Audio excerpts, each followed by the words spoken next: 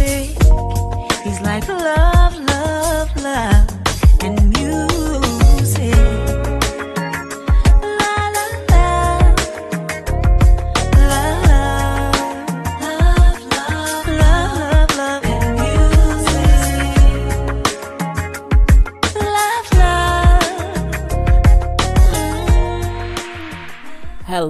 love. Hello, everyone. Thank you for tuning in. I am Jaylee. This is Jaylee's Corner. This is my review for Black Ink Crew. This is season 6, episode 13. And some things went on. Okay, lipstick this round. This is Urban Decay. It is a blackish color. The color is actually, it's the color not called blackish. The color is called Perversion, but it's Urban Decay. So yeah, let's get into this review because it is currently 2:35 in the morning, which means technically it's Thursday, which means technically it's Friday Eve, which means I am very, very happy. I was drinking some water and it dropped on my damn shirt. So we see the gang and they are hanging out as usual. And Jada was saying how, because someone asked her, like, what's the craziest thing a guy did or whatever, and she said, I once had a guy paying my rent and he was in jail. I said, well, goddamn it, Jada, what you doing? And Ted, so dumb, Ted gonna say, your pussy too good. I said, Ted, shut up, Ted. But it's true. I mean, look, she's a fellow unicorn as myself. So he said, your pussy too good and I might have to try it. He said, yeah, Walt flipping over tables. It was technically a deep freezer door. We're gonna talk about that. And you had this other man in prison paying your rent, so it must be some fire coochie. And I need to try it. Now, Ted, just stop it. You know what I'm saying? We then see, oh shit, FaceTime sees, because of course he's telling them that the baby was born. Oh my God, the baby was born. Oh my God. Oh yeah, her name was Nova Ray Duncan or whatever. Honey, shade. You have Caesar in the confessional saying how, oh, well, I guess, the baby's really cute. It's a beautiful thing. Babies are a blessing. It ain't the baby fault. The mama is a lying, conniving bitch. I said, that is that man's wife. That is that man's wife. But at the same time, they would dog Duchess. They would dog the shit out of Duchess. So I guess we can't get mad. Even though Duchess was not his wife, it was his girl, and they would talk shit about her too. But I'm like, damn, really? She's a manipulative, conniving bitch? Okay. If you say so. We even see Teddy saying, okay, we see she wasn't lying about being pregnant. Okay, she wasn't lying about being pregnant. However, we still don't know if that's his baby.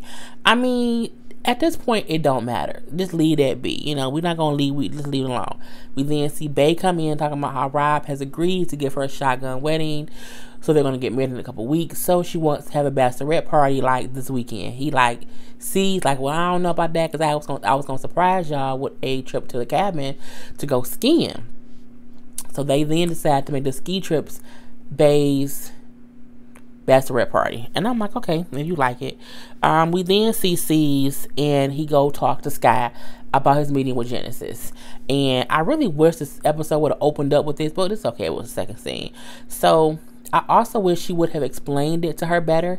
But I'm pretty sure they cut his conversation with her into pieces. He just said how, the conversation with him was all over the place, but he's very angry and he just kind of wanted his mom. And he felt like he needed his mom. He kept bringing up how he kind of had a hard life and, how you had been gone for 15 years and he felt like you should have came back to get him, within the 15 years. I think what he did not convey, well, no, he did. He then said, he feel like you don't give a fuck. He said, I know that's not how you feel, but that's how he feels. So she crying, I love my son, I love him and I don't care. I gave them a better life. I don't know what to say to make him understand that. And the issue that she has to realize is she is too busy still trying to defend the reason she did it. And he don't need her to defend the reason she did it. Because no matter what she say, he is still unhappy that she gave him up. He don't need a real reason she did it. What he need her to do is to realize her giving him up, how it made him feel. That's all she needs. She need to shut the fuck up. And she need to realize that it ain't about him getting her point of view and why she did it. He just needs you to know how it made him feel, you giving him up. And, she not thinking about that. She's so focused on what can I do to get him to get my point of view? What can I do to make him believe me? What can I do to make him get that, I had no choice. And at this point, that ain't what he care about.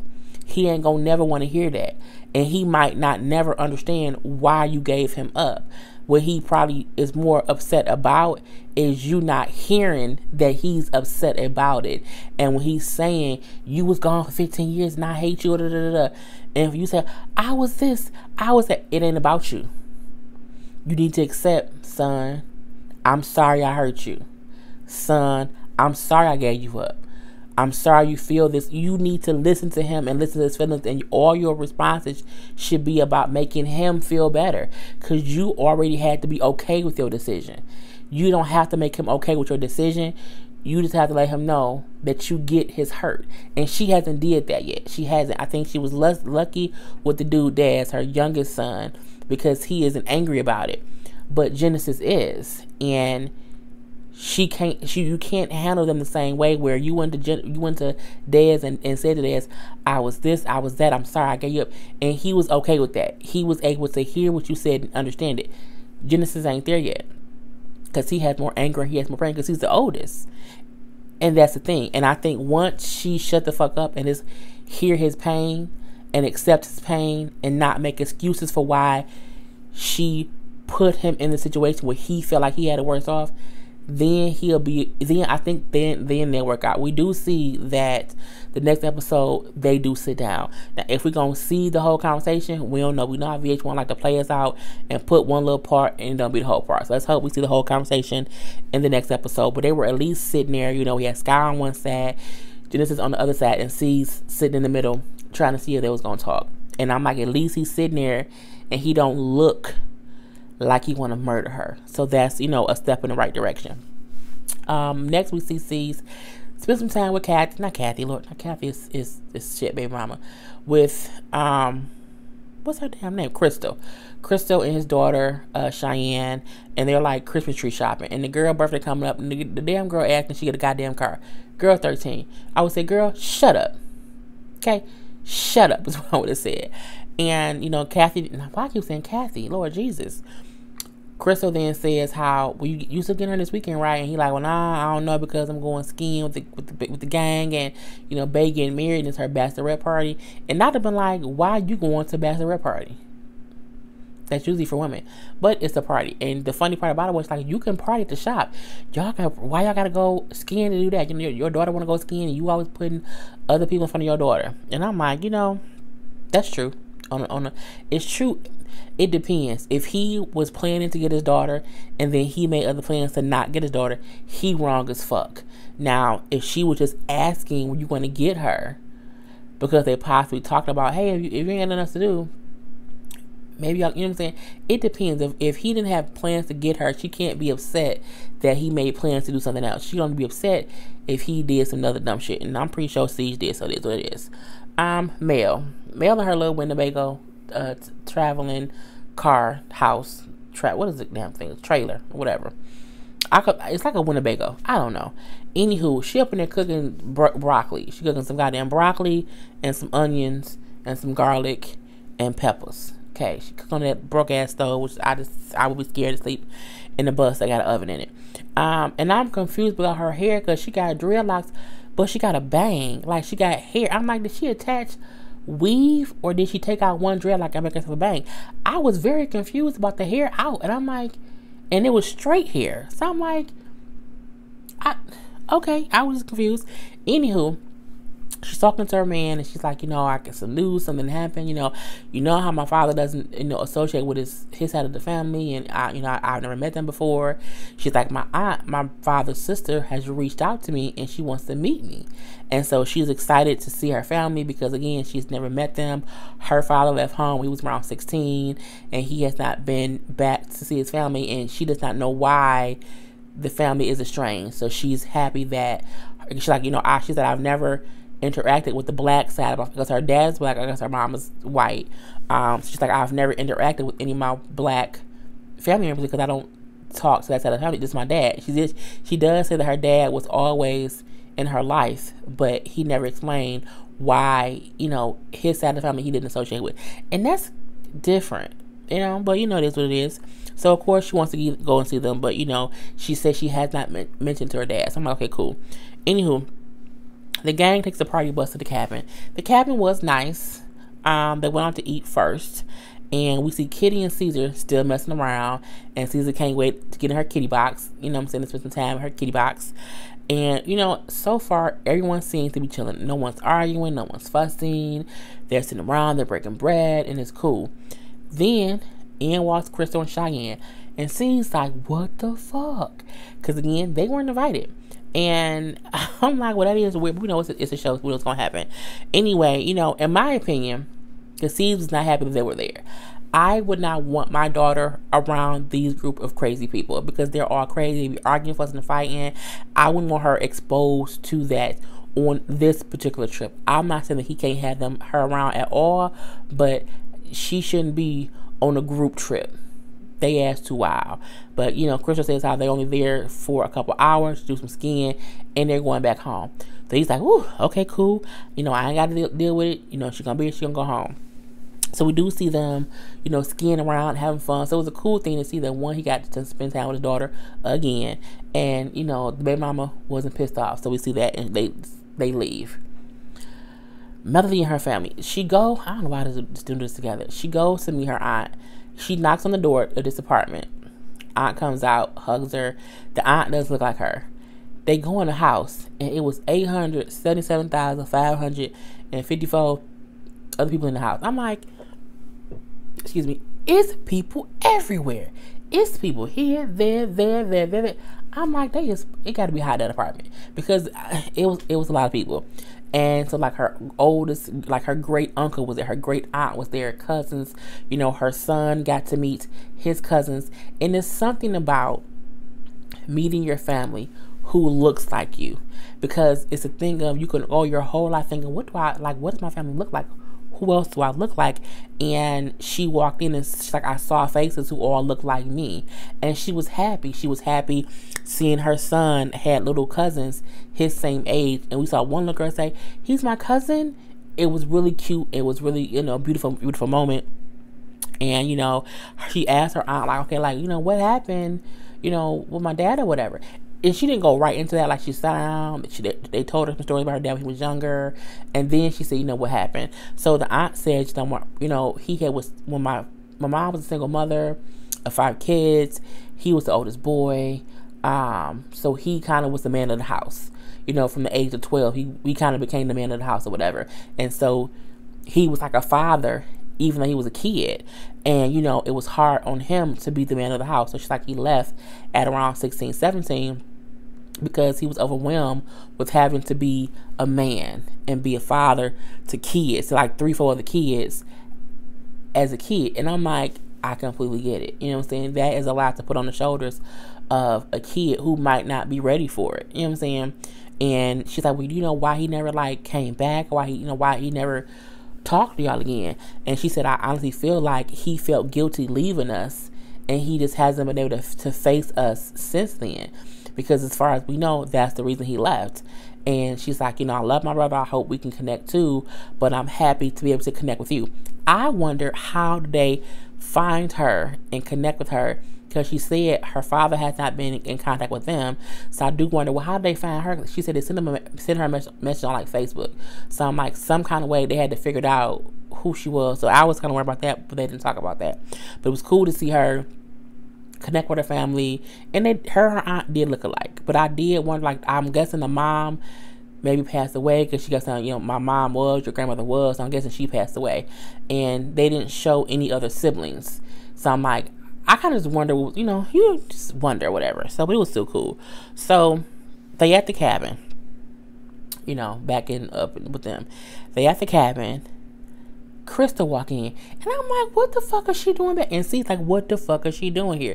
Bae, like, I invited her, you know what I'm saying? I'm pregnant, so I can't drink, and I just assumed that she doesn't drink, so I wanted to, have her here so I could have somebody else who will be supper with me. I'm like, what the fuck, bae? Bae, you don't even know that lady, but whatever. Then we see that.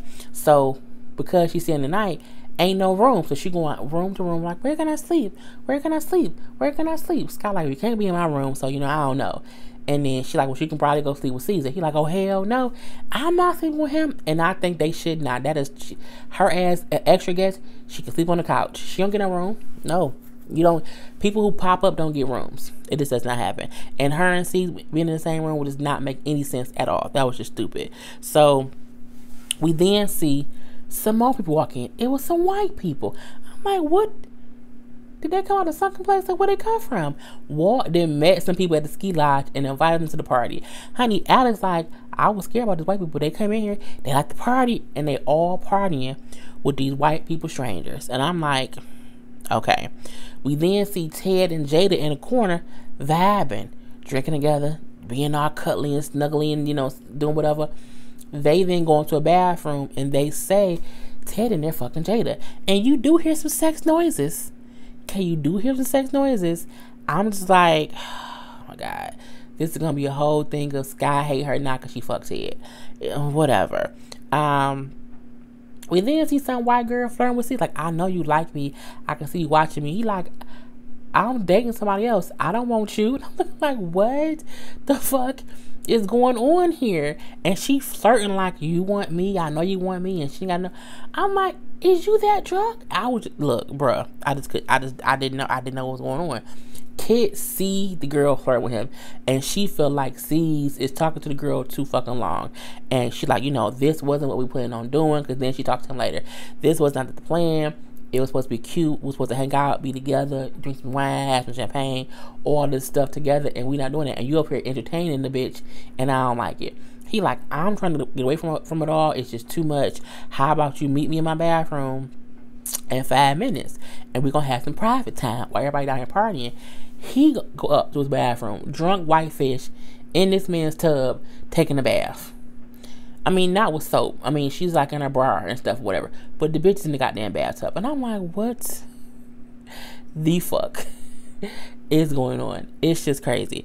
So he like, you gotta get out of here. I can't believe this. And then who walks in? Kit. Of course, Kit walks in and Kit's pissed off. But I'm like, Kit, you just left him. So you know damn well he ain't had time to get her up in there. You know damn well he ain't had time to fuck her. He just told you should come up there. So Kit getting mad to me was fake as fuck. And it was getting on my goddamn nerve. Kit, that scene, the whole cabin scene was some bullshit. I do think they was having fun. I do think Ted fucked Jada. But it was just, that scene to me was like, really? Girl, bye. So the following morning, we see Sky was asleep the whole night. Because again, she said, when all these white people came in here, I don't know them. I don't want to party with them. I'm going to sleep. She went to sleep or whatever. So when she got the next, what happened last night, guys? I was asleep. I missed everything. What happened? So Donna, like, no one wants to tell her what happened between Jada and Ted. So everybody being quiet. Then I think she said, I kept hearing somebody fucking C's room. Someone said that. I can't think who said that. And then she looked at Kid like, Kid, you sucking C's dick again? I'm like, this bitch right here. And I ain't fucking C's. I ain't doing that. No. They then look at Crystal. Crystal like, oh hell no, not at all. It ain't even happened. Why y'all on me? Ain't nobody talking about Ted and Jada. And here goes Scott. I can't believe this. Y'all know Ted off limits. Jada, you foul. You ain't shit. Ted somewhere else. So then Ted walk in. She's like, look, did you fuck her? Did you fuck Jada? This fool put on the goddamn ski mask to answer the question. I'm like, clearly he fucked her. Because who puts on a ski mask before they answer a question? A person who's trying to have their faceless person after they fuck somebody. And he like, I ain't do nothing. Sky then opens her shirt and shows her titties to everyone and says, my titties are lie detectors, and I'm gonna ask you this question, and if my titties jump, that means you're lying. This is the reason Genesis don't like you. I feel like if Six would have said to her, your son said you've been gone 15 years and he got to watch you on TV getting a new coochie, a new ass, and new tits. I feel like maybe if she knew he said that, and maybe if she knew he don't like that, she would stop being on TV pulling her pussy out, pulling her ass out, showing her titties. Because again, at the end of the day, you have children. Not only do you have children, your children's friends watch this show. You know how pissed off I would be if somebody said, you know, I saw your mama titties on TV. You know what I'm saying? You know how much a person can get teased for that? And I'm like, you on TV up in the morning caring about an ex of yours who maybe have slept with somebody who you didn't know while y'all was together. Okay? You more worried about who the fuck Ted fucking than your own kids. That's why Genesis felt like she don't care about us, because she cares about other things besides us. She cared more about getting her pussy rejuvenated. She cared more about getting her titties done. She cared more about getting her ass done. She cared more about who Ted fucking. She cared more about Duchess. She cared more about C's.